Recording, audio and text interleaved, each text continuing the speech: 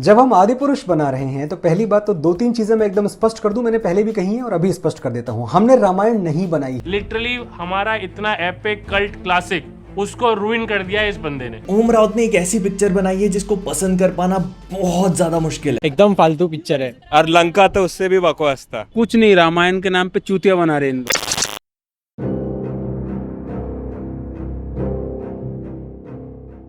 I went to watch Adipurush yesterday. I don't know why, but I did. मैं कोई movie review नहीं करने वाला, मुझसे मत पूछना कि फिल्म अच्छा है कि बुरा है. Today what we are talking about is the production quality of the movie. Adipurush is considered to be the biggest VFX failure in the history of Indian cinema. Movie भी कुछ खास है नहीं, but VFX तो. Adipurush was announced in 2020 and Prabhas as Sriram sounded good, right? Other than Prabhas, it also had stars like Saif Ali Khan, Kriti Sanon, Sunny Singh, अरे वही सन्नी सिंह, वो movie वाला, वो सोनू की स्वीटी का टीटू का कुछ वो वाला.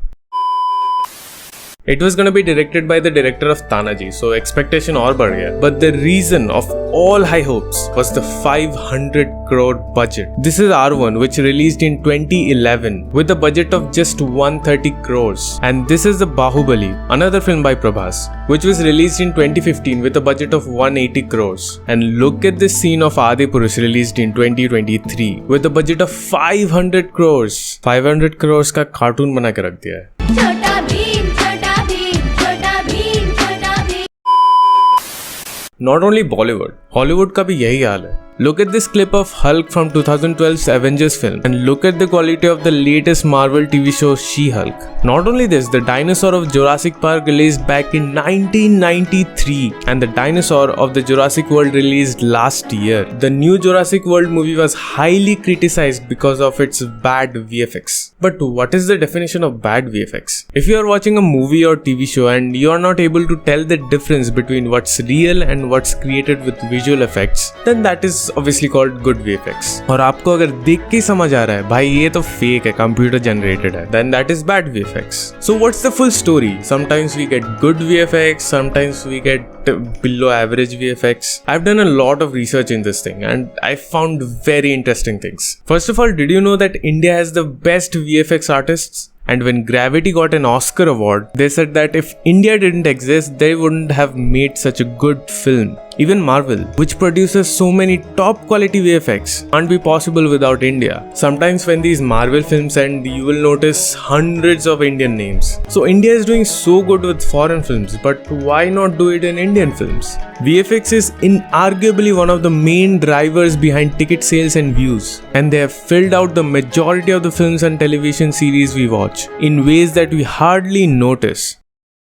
If you don't know, India is the best place in the world for rotoscoping. What is rotoscoping? It is basically removing the wires and green screens. If there is an action film and there is wire work, people are being hung from the wires behind the green screen or blue screen. The simple thing is that all these tasks are done in India. But the thing is, there are a lot of VFX companies in India. For example, there was a company in India called Prime Focus. A few years ago, it got merged with a British company called Double Negative.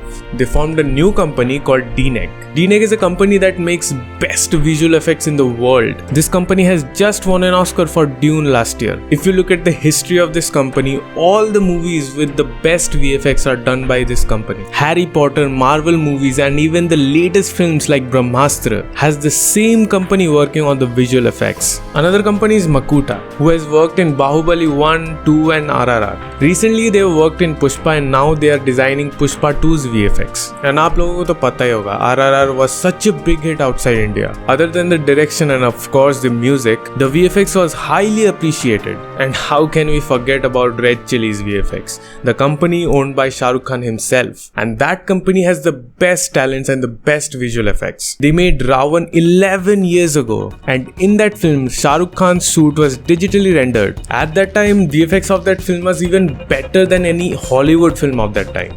His new films Fan and Zero also have heavy VFX. VFX. Even high-level VFX artists from Hollywood were surprised by the VFX of these movies. But the main question is, why don't we get these kind of production values in other Indian movies too? One reason is VFX company in India are not paid enough. Most films in India are star-driven, and the majority of amount of budget is given to these big stars. Prabhas has reportedly been paid 130 crores for Adipurush. Ravan के पूरे film का budget 130 crores था. But if you see Ravan, Fan or Zero, Shah Rukh Khan was in these three films, and Shah Rukh Khan's company itself gave the visual effects. So all the budget of the film was used in production or VFX. Okay, let me tell you a story. You're probably not familiar with the name Rhythm and Hues. It was a VFX company that specialized in photorealistic creatures and animals, and it worked for movies like Life of Pi. But profit margin in VFX industry is very low. Life of Pi was released in November 2012, and it was a huge success, grossing over $600 million.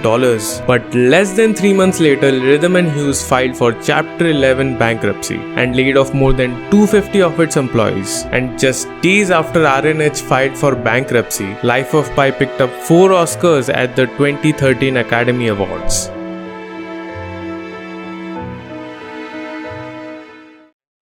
And another reason behind this is poor planning. To make a good VFX film, and films in general, there has to be a good planning. Marvel is a good example of this. Did you know that Avengers Endgame was released in 2019, but the pre-visualization of the movie was done a long time ago? They animated the entire film and made a 3D version of it back in 2016. Brahmastra is also a good example of it. The director of Brahmastra, Aryan Mukherjee, spent 10 years of his life working on the movie. But if we talk about Adipurush, उनको तो story नहीं चाहिए थी. रामायण को लो, copy paste कर लो, बस हो गया. They did a little research and started filming. Prabhas को देखने उसके fans तो आएंगे ही, और रामायण जैसी story कौन miss करेगा? And these directors and actors like Prabhas, they have to do a new movie every year or two. वो थोड़ी VFX team के साथ बैठ के देखेंगे कि वो क्या काम कर रहे हैं. When the teaser of the film was released, it got a lot of criticism from the audience, and then they postponed the release date by 6 months. I saw the film and I don't think there is any kind of improvement. They just wasted 6 months. As much I know, they started the VFX of the film in 2021, and the majority of the film is shot on green screen instead of actual real locations. Like we saw in Avatar, they created everything digitally. I'm sorry, किसके साथ किसका comparison कर रहा हूँ? I'm sorry. They even introduced motion capture technology with Avatar, in which the actors wear special suits, and Adipurush also tried the same thing, but clearly it didn't work out. And this is another major problem. Nowadays makers want everything digitally created, जो normally भी shoot किया जा सकता है. See, earlier what used to happen that we didn't have advanced technology, advanced VFX, so we used to do it in places we really have to. There are still some directors who use practical things. For example, Christopher Nolan, he uses VFX only in his films where it is needed. If not needed, then he does everything practically. Nolan के new film Oppenheimer में उन्होंने literally bombs का use किया है to show nuclear blasts. VFX चाहिए ही नहीं. Even Bahubali, that film also had VFX. But still, they made a practical set. They shot many things on the real location and then used VFX to enhance the same things. Similarly, कोई मिल गया में ये अपना जादू, he was also a puppet. Just imagine उस time में अगर जादू को VFX से करते तो कैसा दिखता.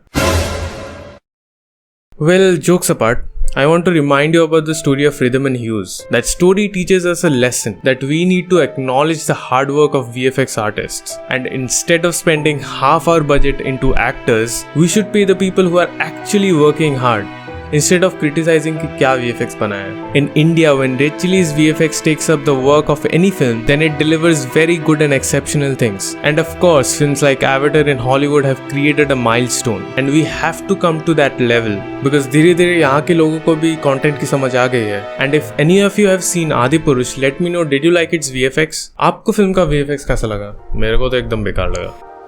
Thank you for watching and see you in the next one.